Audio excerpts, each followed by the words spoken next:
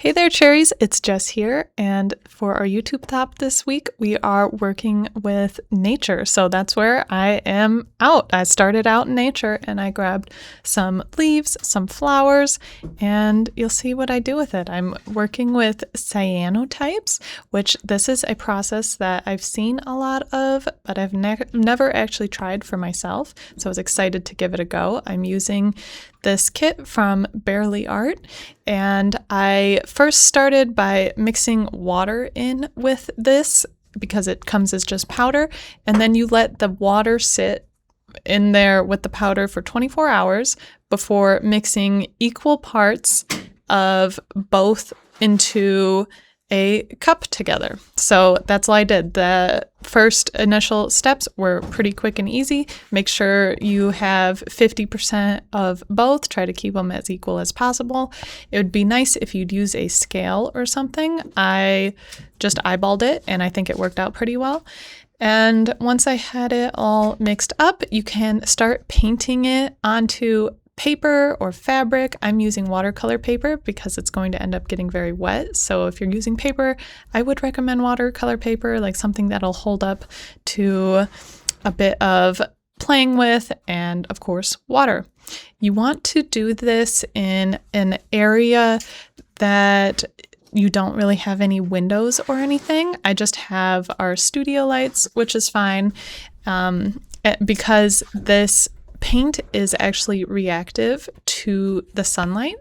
So work in even a dark room if you have to, but paint it on, let it dry completely, and then you can start playing and layering things. So now this is where all of the flowers and the leaves and the grasses that I collected come in handy.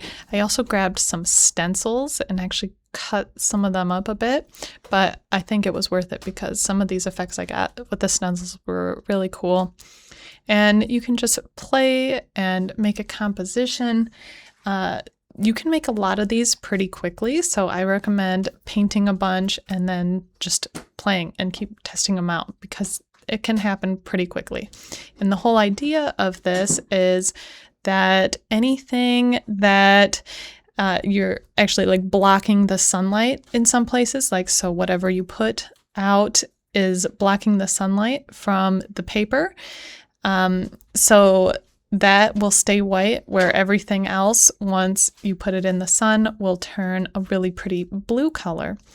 And you'll see how that looks in a minute here. I also grabbed some chipboard pieces. I found some laser cuts, which were actually perfect. I loved using these laser cuts. It was some of my favorite pieces. I used these bumblebees on this piece. I also tried out some butterflies on another and some of the flowers. So I really like to mix and match and just play with it. For the one piece, I used just a frame. So I had a frame with some glass. So I just put the glass over the flowers and that helped weigh it down. And then with this, I grabbed just a page protector and tried to see how that works also. And now I am taking it outside. It doesn't take too long. It was a sunny day this day, so really it only took a couple minutes before I brought it back in. And let's see what I got. So I'm taking off the glass and then removing the flowers, and you can already start to see what this is going to look like, but then you have to rinse off all of the non-reactive chemicals that we used. These aren't chemicals that you have to be super careful with. I mean, I wouldn't eat or drink anything around them, and then just wash your hands when you're done. But look how amazing that turned out. And you can do this with so many things. I thought it was a fun process. I got some other people involved and they made some too. So we made a bunch of them.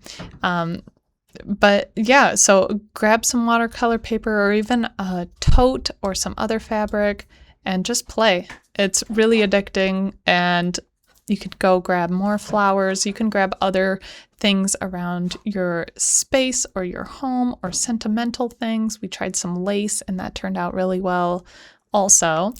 So I hope this has given you some ideas of what to try with cyanotypes, and make sure to check out all the other videos in the hop for a chance to win a $25 A Cherry on Top gift card, and leave a comment so you can be entered to win.